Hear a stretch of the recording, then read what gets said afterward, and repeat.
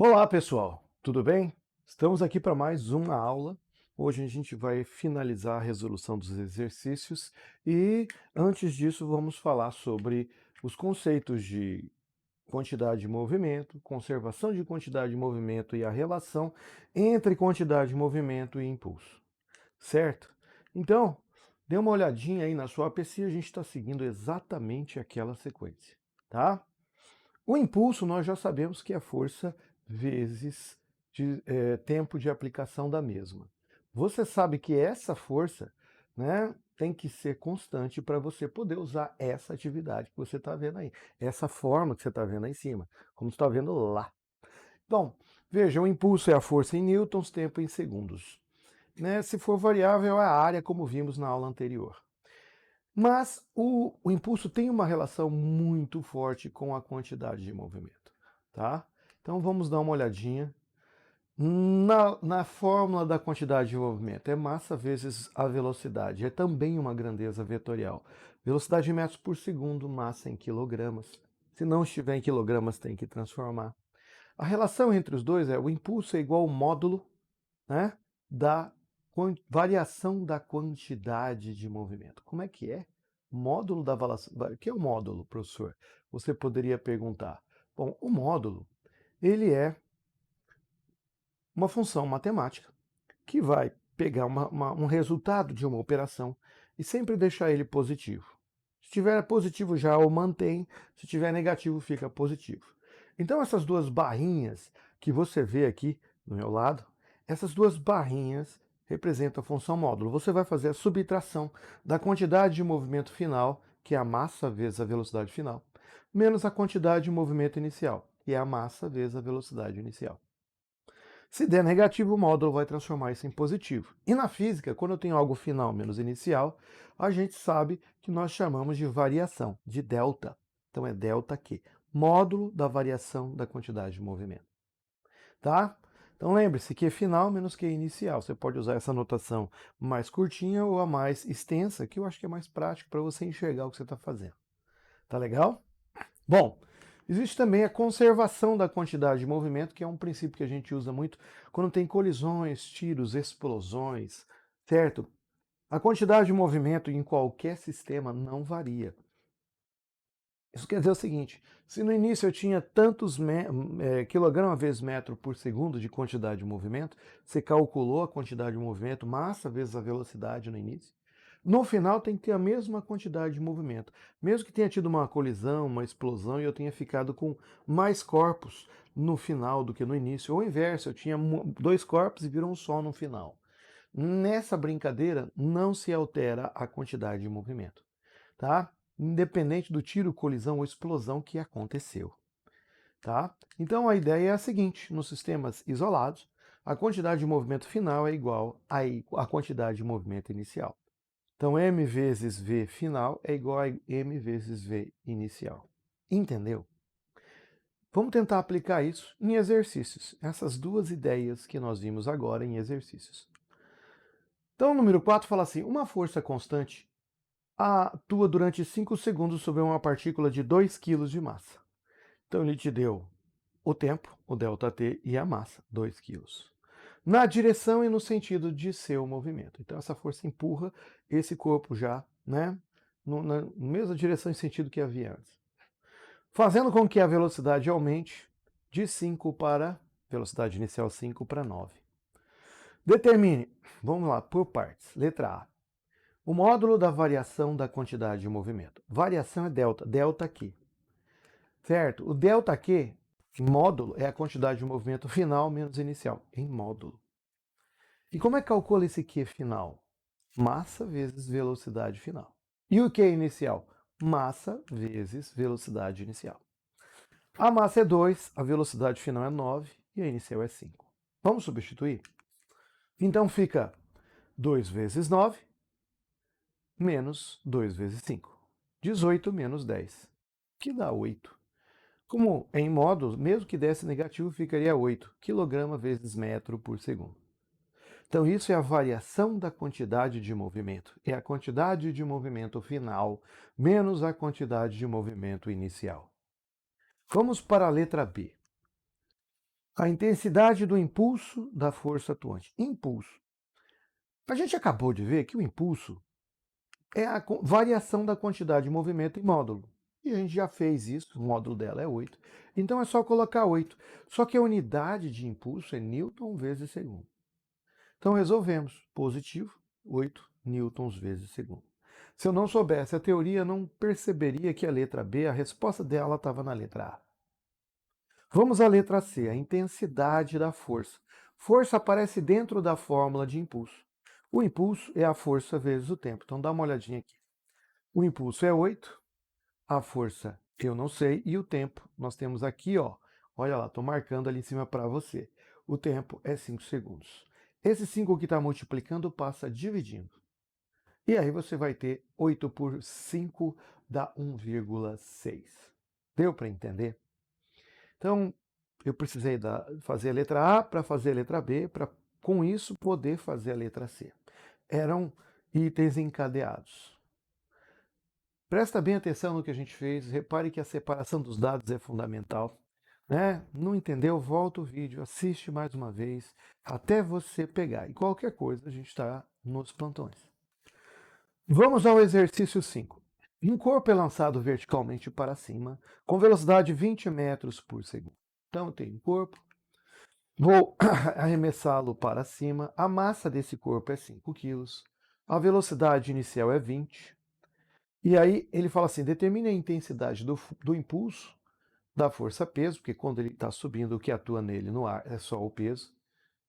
Entre o instante inicial, esse que começou com 20 metros por segundo, e o instante em que o corpo atinge o ponto mais alto. Então você arremessa o corpo, ele vai subir, vai parar de subir para começar a descer. Exatamente nesse instante que eu vou congelar o corpo. Congelei o movimento, ali a velocidade é 0. Eu tenho a velocidade inicial e a final. Ele quer o impulso. Bom, o impulso seria a força vezes o tempo, e eu não tenho. Mas o impulso é a variação da quantidade de movimento, e eu tenho massa e velocidade, o que significa que eu posso calcular a variação da quantidade de movimento.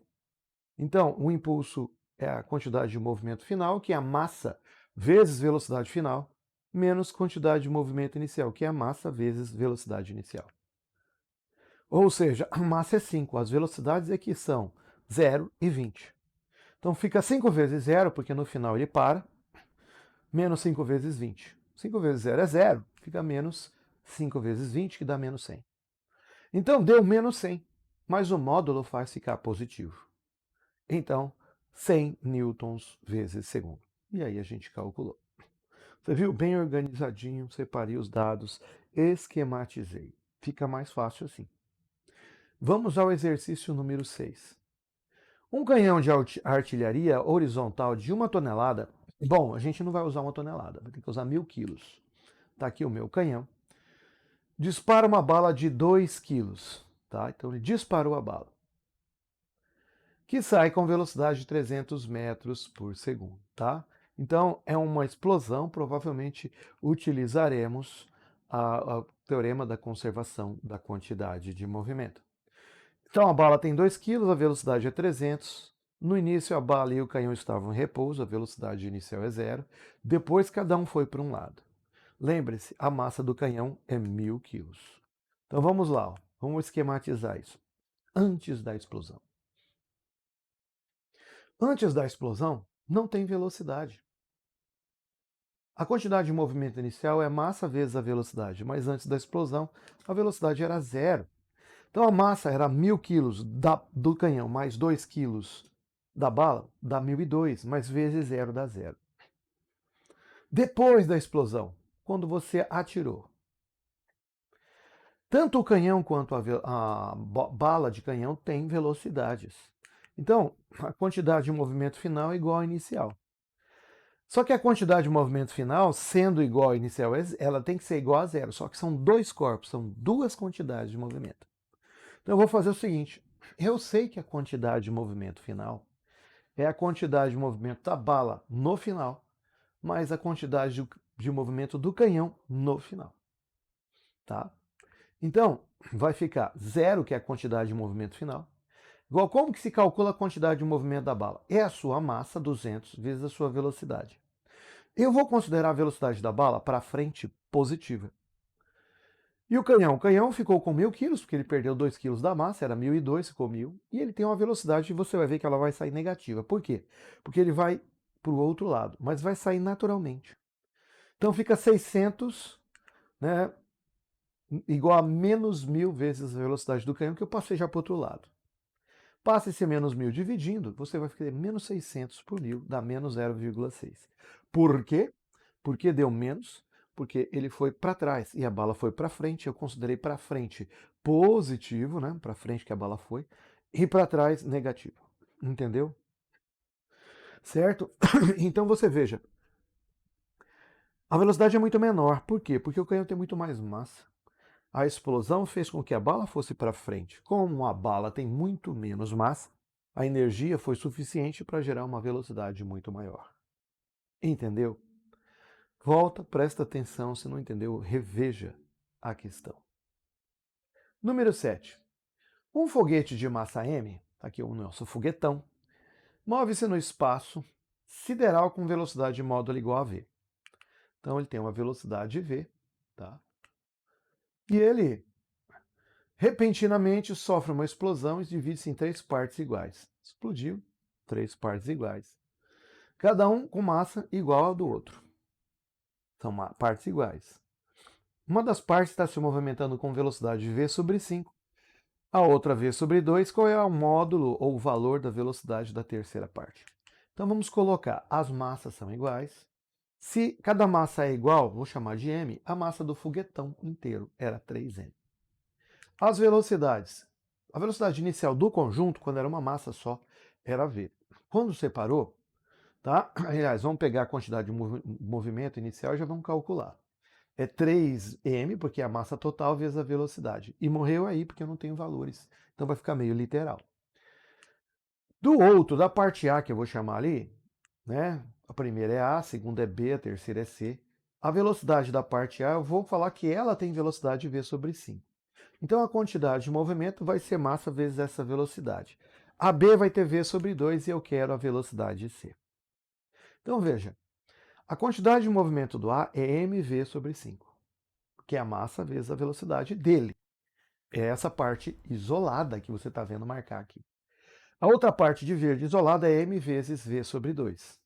E a terceira é m vezes vc, e eu quero achar o vc. Esse vc vai dar alguma coisa vezes v, uma fração de v, do v original. Agora que a gente organizou, você sabe que a quantidade de movimento final é a soma destas quantidades de movimento, do A, do B e do C. Ou seja, mv sobre 5 mais mv sobre 2 mais mvc. Você viu que eu fiz os dois separadinhos para que você possa igualar. Então vamos dar uma limpada nesse quadro aí. E eu vou pegar a quantidade de movimento inicial e igualar com a final. Ou seja, a final mv sobre 5 mais mv sobre 2 mais mvc igual a 3mv. Se você percebeu, todos eles têm a mesma massa multiplicando. E pela massa estar multiplicando todos os termos dos dois lados da igualdade, só por isso é que eu pude cancelar ou simplificar. Então, ficou v sobre 5 mais v sobre 2 mais vc igual a 3v. E eu vou pegar esse v sobre 5 e esse v sobre 2, que são positivos, e vou passar para o outro lado subtraindo. Então vai ficar 3v menos v sobre 5 menos v sobre 2. Bom, ou você tira o mínimo, ou você usa a seguinte estratégia. Eu vou multiplicar por 10 os dois termos, os dois lados, desculpa, da igualdade. Por que por 10, professor? Porque assim eu elimino os denominadores. Então vai ficar 10 vezes VC, 10 vezes 3V, 10 vezes V sobre 5 e 10 vezes V sobre 2. 10VC fica 10VC mesmo. 10 vezes 3V, 30V. 10 vezes V sobre 5, 5 dividindo 10, que dá 2. E 10v sobre 2 dá 5v. Dessa maneira eu eliminei. Eu não precisei tirar o mínimo, porque na realidade eu tirei embutidamente. Bom, 30 menos 2 menos 5, 30 menos 7 dá 23v. Esse 10 que está multiplicando passa dividindo. E aí eu tenho 2,3v. Ou 23 sobre 10, você escolhe. Eu sei que não foi um exercício que o pessoal gosta, porque principalmente não tem um valor de velocidade nem de massa, mas a gente mostrou o processo bem organizadamente para cada um dos corpos e depois juntando, né, usando o teorema da conservação da quantidade de movimento. Tudo ok? Veja com atenção, reveja, reassista, venha, tire dúvidas, essa era a ideia. 8.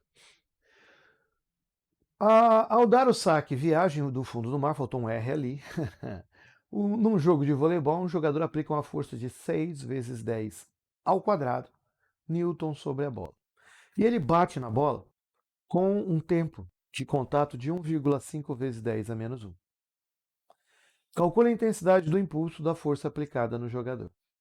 Bom, essa ficou fácil, porque eu tenho a força, 6 vezes 10 ao quadrado, o tempo, 1,5 vezes 10 a menos 1, e quero achar o impulso. Pela regra que nós vimos, o impulso é igual a força vezes tempo. Então, fica bem fácil para nós fazermos essa continha, né? O impulso é 6 vezes 10 ao quadrado vezes 1,5 vezes 10 a menos 1. 6 vezes 1,5 dá 9. E 10 ao quadrado vezes 10 a menos 1 conserva a base, somam-se os expoentes. Então, soma o 2 mais o menos 1, tem um jogo de sinal, vai ficar 1. Ou 90. Você escolhe, é aberto. Deu para entender, pessoal? Não é difícil, né? Não é difícil. Vamos à nona questão, que é uma questão que eu esquematizei legal aí para você. Um projétil de massa 20 quilos. Então chegou aqui o nosso projétil. A massa é 20 quilos, 20 gramas. Tem velocidade de 500 metros por segundo e atravessa uma tábua. E quando atravessa essa tábua, ó, não esqueça que esse 20 gramas eu vou precisar transformar. Tem que dividir por 1000 ou multiplicar por 10 a menos 3, porque 1 quilo tem 1000 gramas. Como eu tenho 20 gramas, é muito menos do que 1 quilo. Divido por 1000. Então, quando essa bala atravessar essa estrutura, ela sai com uma velocidade menor de 300 metros por segundo. Houve uma variação da quantidade de movimento. Eu tinha uma massa, mantive a massa, mas diminui a velocidade. Qual é o impulso? Bom, o impulso que ele quer, tá? Lembrando que a massa final inicial é a mesma. É igual à variação da quantidade de movimento. Então, eu preciso da quantidade de movimento inicial e final. Então, se você vê aqui, a massa vezes a velocidade inicial me dá a quantidade de movimento inicial, que é 20 vezes 10 a menos 3, que é a massa, vezes 500. 20 vezes 500 dá 10.000. Vezes 10 a menos 3 dá 10. É só cortar 3 zeros. E vou fazer o mesmo cálculo para a quantidade de movimento final. É a massa vezes a velocidade final. Ou seja, é 20 vezes 10 a menos 3, vezes agora 300. 300 vezes 20 dá 6.000. Vezes 10 a menos 3, tira 3 zeros. Fica 6 vezes 10 a menos, vezes 6,0 quilograma vezes metro por segundo. Sobre metros por segundo. Hoje está difícil. Bom, eu tenho as duas quantidades de movimento e eu sei que o impulso que ele pediu é a subtração, tá? Então, vamos lá. É só pegar a quantidade de movimento final menos a inicial. E tem que fazer o módulo no final. Ou seja, um foi 6, o outro foi 10. Vai dar menos 4, que é a final menos a inicial. Só que como está em módulo, dá 4. 4 newtons vezes segundo, que é a unidade no sistema internacional para o impulso. Entenderam? É bom olhar com muita atenção como que a gente esquematiza. O sinal, a velocidade para um lado é positivo, se estivesse para o outro é negativo. Vamos fazer a última questão, a número 10. Essa questão número 10 fala assim: um vagão de trem de massa 40.000 quilos desloca-se com velocidade meio metro por segundo, num trecho retilíneo da rodovia. Então eu coloquei um vagão de verde, e esse vagão vai se chocar com outro que eu coloquei de vermelho, de massa menor, 30.000 quilos, que se movia no sentido contrário. Um tem velocidade para um lado, outro para o outro, tem que ter sinais contrários. E a velocidade do segundo é 0,4 metros por segundo ao quadrado. Qual a velocidade após o choque? Então vamos lá, tá? E eles passam a se mover engatados. Eles batem e aí andam num único sentido, juntos. Então, bateu e aí eles vão se mover juntos para um outro lado. Tá ok? Então, a massa inicial do primeiro, vou chamar de M1, 40.000, sua velocidade é para frente, meio metro por segundo. Tá? A massa do outro, aliás, vamos calcular já a quantidade de movimento para a gente poder fazer a organização dos dados aqui, tá? A massa do outro é 30 e é 0,4. Um vai ser positivo, o outro negativo, porque um dá para frente, o outro está para trás. Então, a quantidade de movimento inicial, temos dois corpos, então será a soma da quantidade de movimento destes dois corpos. A do corpo 1 é a massa 1, 40.000 vezes mais meio. A do corpo 2 é a massa 2, 30.000 vezes menos 4, 0,4. 40 vezes meio dá 20.000, 0,4 vezes 30 dá menos 12.000. Então, somando 20 com menos 12 dá 8.000. Beleza. Essa é a quantidade de movimento que havia no início, antes da colisão. Após a colisão, eles saíram juntos. Então, eu vou ter uma massa total andando junta, de 30 mais 40.000 quilos. Então, vai dar 70.000 quilos. Qual é a velocidade final? Essa é a pergunta. Então, a quantidade de movimento final é a massa total, 70.000, vezes essa velocidade. Tá, ó, vou pegar esses 8.000, que é a inicial, eu vou pegar essa quantidade de movimento final que você está vendo ali, né, para poder igualar. Então, ó, é 8.000 a inicial e a final é 70.000 vezes V final. Eu vou igualar. Então, do lado de cá é 8.000, do lado de cá a massa, 70.000 vezes a velocidade final. Tá vendo esse 70.000? Ele está multiplicando, ele passa dividindo. E você vai cortar os 3 zeros, vai ficar 8 sobre 70. Não vai dar uma divisão exata, mas isso não é problema. Vai dar aproximadamente 0,11. Tá? É uma dízima, mas está aí a resolução. Você viu que eu sempre esquematizo, organizo, coloco os vetores para você enxergar o que está acontecendo e você poder montar seguindo esse padrão. Eu espero que você tenha conseguido entender cada uma dessas questões. Esses exercícios são exercícios-chave para nós.